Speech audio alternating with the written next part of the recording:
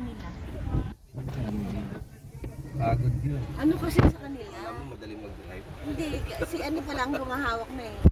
Asawa niya. Sumusuko nga si Kuya Erwin eh. Pero hindi doon babiyahe na yun dito kasi binabayaran pala sila ng hotel. Ano, yung bayad is straight talaga na ano kasi business.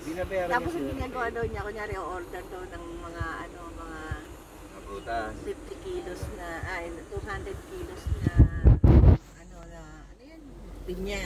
Ang bibili nila ng 45, ibebenta niya sa hotel ng 55 kasi 55 ang kilo sa palengke. Kaya kita pa rin sila, bukod doon sa tip daw, centime. Kaya sabi niya, ang laki na kinikita namin, kaya kontento na rin daw siya doon sa ganun. Ano ba? Ano?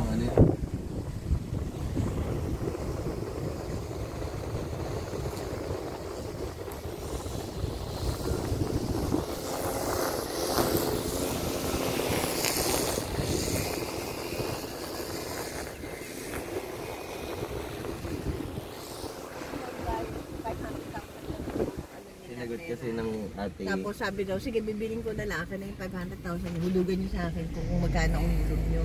Tapos sabi daw nila, hinulugan daw niya ng 5 years ba yun?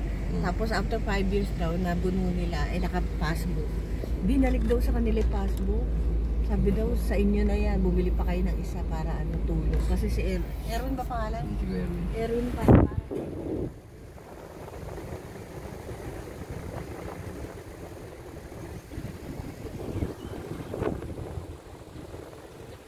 Aalis na lang, tinigilan ng ate. Huwag ka na dito ka na.